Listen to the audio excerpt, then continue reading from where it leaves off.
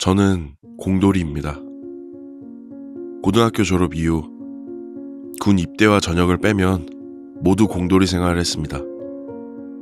다만 일반적인 직종이 아니라 장비 정비를 하는 일을 했습니다. 물론 지금도 하고 있고요. 사실 제가 하는 일은 일 자체가 정말 편한 일이기도 하고 출근 시간이 굉장히 긴 편이긴 하지만 특별하게 힘든 것이 없는 정말 편하게 일을 합니다. 일하면서 노트북으로 몰래 게임도 하고 출근하는 날에도 친구들과 모여 늦게까지 술 마시기도 하고 그냥 그렇게 지냈습니다. 한참 동안 그렇게 지냈던 것 같습니다. 공장 인근 원룸을 구해 살고 있던 저는 생활을 바꿀 생각은 하지 못한 채로 게임에 푹 빠지게 되었습니다.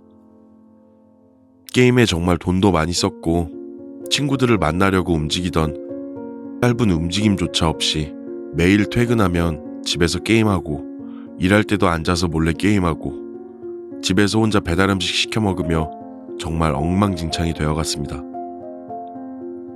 돈은 돈대로 써버리고 그러다 우연히 친구들을 만났고 번화가 주변을 왔다 갔다 하는데 숨이 차더라고요. 20대의 나이에 몸이 이렇게나 망가졌나 생각이 들었습니다.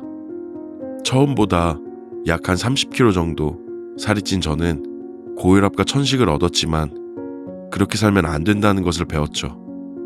그때부터 운동을 시작했습니다. 벤토린이라는 천식 호흡기를 들고 처음에는 퇴근길을 걸어 다녔습니다. 근데 찌는 건 진짜 금방이었는데 잘 안 빠지더라고요. 그렇게 보름쯤 걸어 다닐 때쯤 제가 살던 원룸 뒤편에 작은 산이 눈에 띄었습니다. 엄청 높은 산도 아니었고 주차장을 뒤로 정상까지 25분에서 30분 정도 걸리는 거리. 집에서 출발하면 왕복 1시간 조금 넘는 정도의 산. 저는 그 산을 오르기로 했습니다. 산이라기보단 공원에 가까웠지만 분명 산이긴 했습니다. 밤에도 가로등이 있었고 정상에 올라가려면 어두운 산길을 지나야 했지만 그 작은 산을 오르는 것조차 정말 생사를 넘나들 고통을 겪던 저에게 어두움 따위는 문제가 되지 않았습니다. 주간 근무를 하고 있었고 저녁 9시, 10시에도 저는 그 산을 매일 오르기 시작했습니다. 저는 한 10kg쯤 빠지게 되고 자신감을 얻기 시작했죠. 주간 근무였던 저는 야간 근무로 변경되면서 하루 쉬는 날이 생기게 되었습니다. 친구들과 술 한잔하고 집에 왔습니다. 집에서 잠에 들었고 쉬는 날이라 그런지 새벽 4시쯤 잠에 깼습니다. 뭔지 모를 개운함과 함께한 쉬는 날 새벽, 저는 옷을 주섬주섬 입고 뒷산을 향했습니다.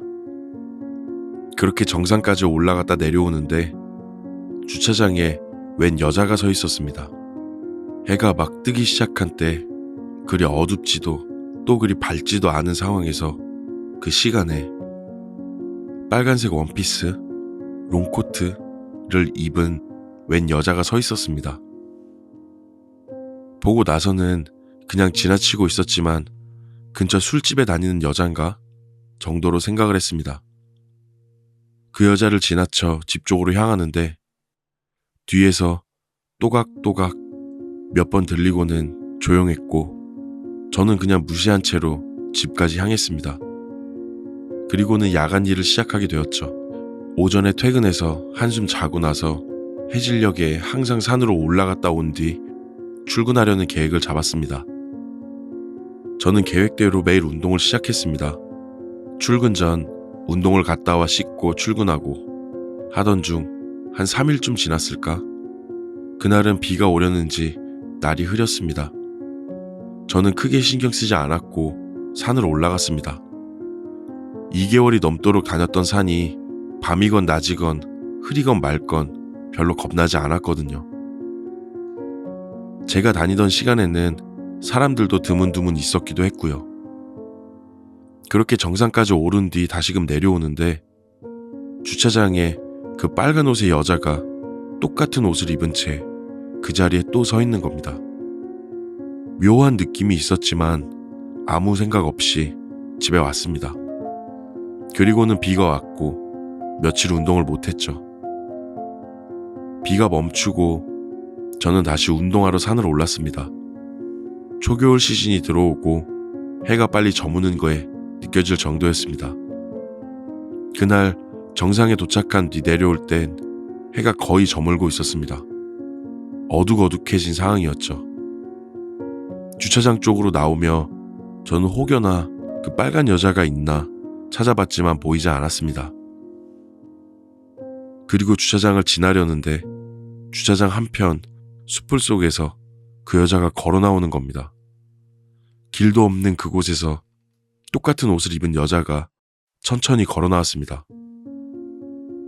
저는 진짜 미친 여자다 생각을 했고 무서워서 집까지 달려갔습니다. 아무리 생각해도 이상했습니다. 이상하게 왜 내가 왔다 갔다 할 때 맞춰서 거기 있지? 술집에서 일하는 사람이라고 해도 시간이 좀 애매한데 저런 복장으로 저기서 뭐 하는 사람이지 생각했지만 사실 그 여자가 저에게 달려든다고 해도 180cm에 100kg가 넘는 제가 저 여자 하나 제압하지 못할까 생각하면서 그냥 피식 웃음이 나왔습니다. 그 다음 날에는 저는 조금 일찍 산에 올랐습니다. 내려올 때쯤 해 진력, 온통 세상이 주홍빛으로 물들었습니다. 터벅터벅 내려와 주차장 입구에 도착하니 그 빨간 옷의 여자가 그 자리에 서 있었습니다. 주차장 한편 똑같은 옷을 입고 이번에 조금 달랐던 건 저를 쳐다보고 있었습니다. 거리가 조금 있었지만 분명 고개를 들어 저를 쳐다보고 있었습니다. 제가 그 여자와 가까워지면서 쳐다보지 않으려 했지만 저도 모르게 쳐다보게 되었습니다. 붉은 옷의 여자, 저를 뚫어져라 쳐다보던 눈빛, 창 이쁘장한 외모에 옷과 색이 비슷한 붉은색의 입술, 눈이 마주치자 그 여자 입꼬리가 슬쩍 올라갔습니다. 일반 이성이 저에게 호감이 있는 그런 느낌이 아니라 그냥 미친 여자 같은 정말 소름 끼치는 느낌을 잔뜩 받았습니다. 그리고는 그 여자 또각또각 구두 소리를 내며 저에게 다가오기 시작했습니다. 저는 무시하고 앞만 보고 걷기 시작했습니다. 그렇게 걷기 시작하는데 계속 따라왔습니다.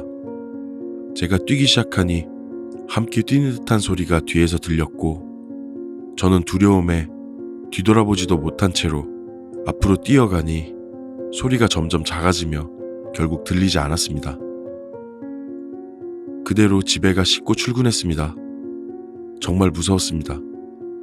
뭐가 무서울까 했었지만 막상 온몸에 털이 쭈뼛쭈뼛 서는 기분이었습니다.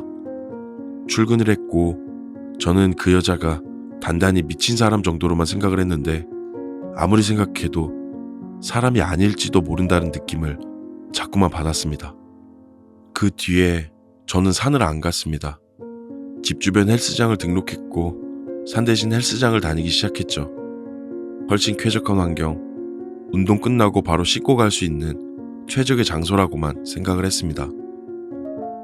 항상 출근 전 운동을 하고 출근을 했고 헬스장을 한 10일 정도 다녔을 때 평상시 같이 출근하기 전 헬스장으로 향했습니다. 헬스장은 4층 건물의 4층에 위치해 있었습니다. 저는 엘리베이터를 타고 4층을 향했는데 굉장히 좁은 로비 바로 앞에 문이 잠겨 있고 어두컴컴 헬스장 불이 모두 꺼져 있었습니다. 쉬는 날인 걸 모르고 혼자 거기까지 가게 된 것이죠. 그렇게 혼자 멍청한 짓을 한바탕 하고 나서 뒤를 돌아 엘리베이터를 눌렀습니다.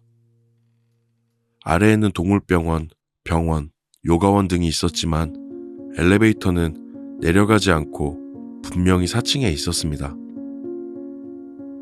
엘리베이터 문이 열리는데 엘리베이터 안에 그 빨간 옷의 여자가 희죽희죽 웃고 있었습니다. 저는 다리에 힘이 풀려 주저앉아버렸고 뒤를 돌아 비상계단으로 정말 넘어지듯 미끄러지듯 뛰어내려갔습니다. 다행히도 따라오는 소리 같은 건 들리지 않았고 저는 출근했죠. 출근해서 머릿속이 정말 복잡했습니다. 여기도 저기도 다 마주치다니 라고 생각했습니다. 부모님에게 전화해 사실을 말했습니다. 저는 해결책이 필요했고 어린 저에겐 답을 찾을 용기도 방법도 알지 못했습니다. 부모님은 정말 놀라셨습니다. 당장 하루 쉬고 절에 가보자라고 이야기를 하셨지만 바로 쉴 수 있는 상황이 아니었기에 구주 주말 주야가 바뀌는 날까지 기다려야만 했습니다. 다행히 쉬는 날이 올 때까지 다른 사건은 없었고 쉬는 날 부모님은 제가 사는 원룸까지 오셔서 함께 차를 타고 절, 법당 같은 곳을 가게 되었습니다.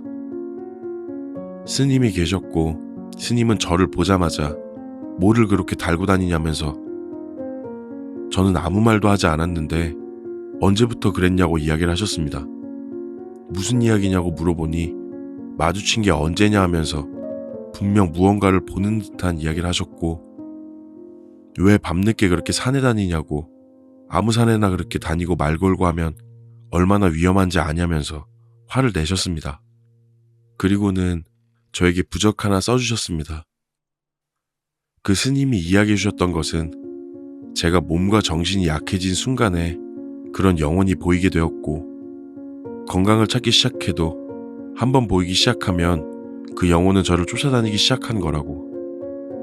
제가 피한다고 피할 수 있는 것이 아니라고. 걱정과 두려움에 덜덜 떨던 저와 부모님에게 그분은 부적을 잘 들고 잘 먹고 잘 지내면서 사람들도 잘 만나고 건강하고 정직하게 살면 아무 걱정할 필요가 없다고 이야기하셨습니다. 물론 그 말을 듣고도 저는 정직하지는 못하게 살고 있습니다. 운동은 항상 열심히 하고 있고 더 중요한 건 몇 년이 지난 지금도 부적을 몸에서 뗀 적이 없습니다.